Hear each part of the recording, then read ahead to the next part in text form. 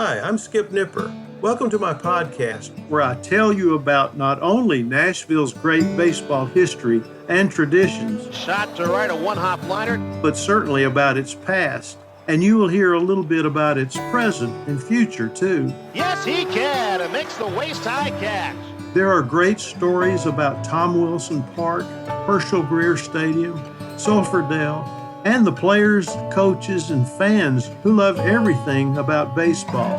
And every once in a while, you will get to hear from a special guest who will share their fondness and even passion for the great game. The high fly ball down the right field corner, going way back, hits a lead-off home run. I have a subject that has been addressed on occasion, but not in a while, that I want to toss out there and see what you think. Now listen to me. I always post a link to my podcast episodes on Facebook, Instagram, X, formerly known as Twitter, and LinkedIn.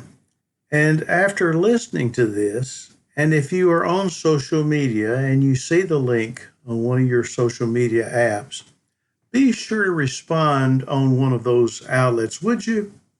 And let me know what you think. I really want to know about this subject. Of course, you can email me your thoughts and opinions at any time. Suggestions are welcome. So listen closely to my email address, 262downright@gmail.com. Well, it's pretty clever. 262 is the distance down the right field line at Old Sulphur Dell.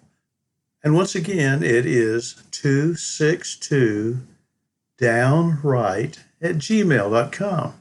I hope you got it. And certainly you can write me anytime. And here's the question that is on my mind today. Why don't we have a baseball museum in Nashville? Let me emphasize something I read a long time ago. The quote, "If you want to know about America, you should know about baseball," is attributed to Jacques Barzun. He wrote variations of this phrase, emphasizing that understanding baseball is key to understanding American culture, and he wrote it in his book, God's Country and Mine, in 1954. Now, that's a key phrase to understand the importance of baseball in our nation's growth, economy, commerce, and certainly sports. And I'll add a few extra words to that. If you want to know about America, you should know about Negro League's baseball. And then you will have a better assessment of the complete history of baseball's emphasis on our country. Remember segregation? Well, if you've been to a baseball museum, and especially one comes to mind, it's the Mecca of baseball museums. I have visited the National Baseball Hall of Fame in Cooperstown, New York, on more than one occasion, and every baseball fan should see it in their lifetime. The exhibit displays are excellent, they're rotated often, and library and research opportunities abound, and the ambiance of the quaint village is rarely replicated. Now, Cooperstown is not just about a baseball museum. There's hiking and boating and golf. Those are just a few outside opportunities, too. And should your child be on a team playing in a tournament nearby, that's even better. And sometimes some of these adult teams go there to play in tournaments, too. Doubleday Field and the Cooperstown Dreams Baseball Complex host amateur games for youngsters and adults. And there's a fantasy week offered for those who want to learn from former pros.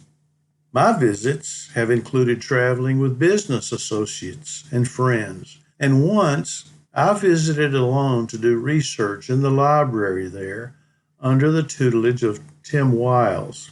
Tim has since retired, but he was able to access files on Nashville baseball, which helped immensely in my ability to tell local baseball history more completely.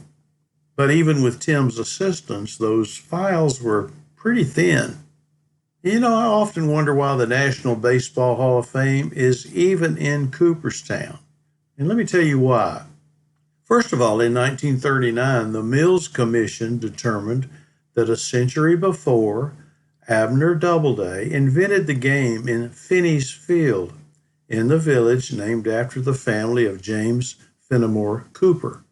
I get that. James Fenimore Cooper is an author of The Last of the Mohicans and other great books. But I found out that Doubleday was nowhere near Finney's Field at that time. Guess where he was? He was at West Point, where he had entered the United States Military Academy the previous year. And Doubleday never claimed to be the father of baseball, although he did have a relative by the same name who lived in the area in the early 1800s. Besides, these days it's generally accepted that a man named Daniel Lucius Doc Adams was a crucial figure in the early development of baseball, and so was Alexander Cartwright. Now, Cooperstown has only about 2,000 residents, is 4.5 hours away from New York City, and is in the middle of nowhere except for the beautiful, beautiful countryside. And some like it that way, but I'm guessing that the location deters mass visits. The village may not be able to cater to more than those who currently stop by for a tour of the museum, use the library, or play a baseball game, or visit another venue. There's a soccer museum there in Cooperstown. So why is Cooperstown in Cooperstown? In reality, the Hall of Fame and Museum is not going anywhere. It's terrific. I encourage you to go. But even if I were to remotely suggest that Nashville would make a better and more accommodating home, would you believe that?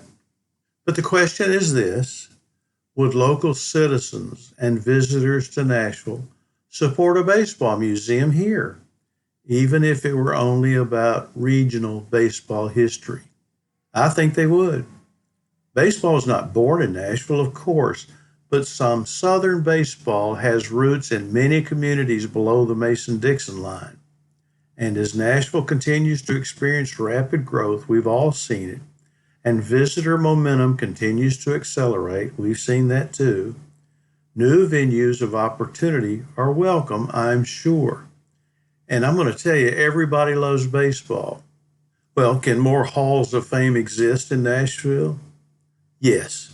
Now, in Kansas City, there's the Negro League Baseball Museum, and in Birmingham, the Negro Southern League Museum. Both are testaments to Negro League's baseball.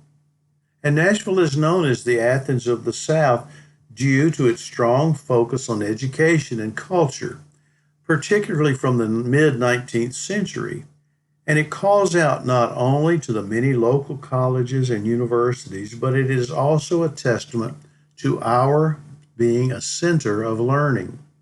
Now let me go in a little different direction. Locally, the Country Music Hall of Fame, the Songwriters Hall of Fame, the Johnny Cash and African American Music Museums are in full measure, and rightfully so. But heck, there's even a restaurant and bar named for Frank Sinatra.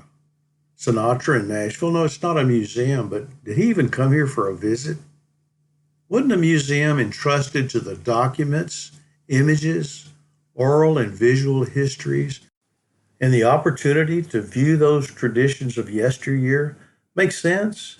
Like a repository of Southern baseball history? And we have an excellent ballpark near the site of beloved Sulphur Dale, which was once known as baseball's oldest ballpark in the country. And teams played games in the area as early as 1862, maybe before. And it is a foundation for our local baseball history.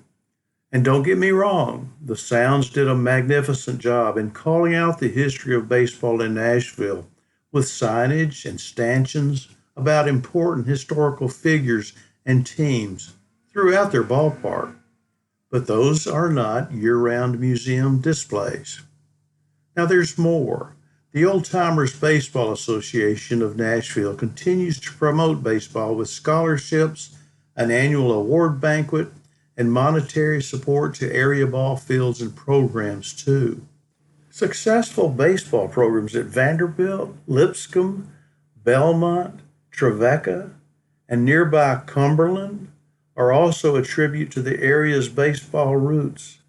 And throw in local baseball at the high school and youth league levels in the mid-state region, and we can easily say we know our baseball.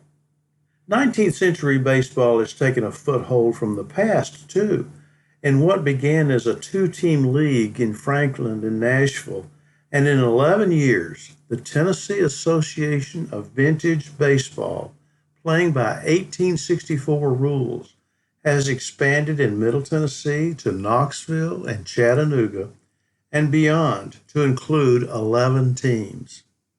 Now, we have an excellent opportunity to provide a location for the study of baseball and to view its visual and oral merits, all within a day's driving distance from much of the United States. And this shouldn't be overlooked. And I'm sure we had an Abner Doubleday of our own in our own town once, too. So, why not a baseball museum then? Tell me why, or tell me why not. So be sure to comment, criticize, suggest, whatever you want to do on social media when you see this post. If you'll listen to my podcast, or once again, email me at 262downright@gmail.com. I think a baseball museum for our area makes all kinds of sense. Now, thank you for listening. I'm always grateful that you would take time to listen to my podcasts.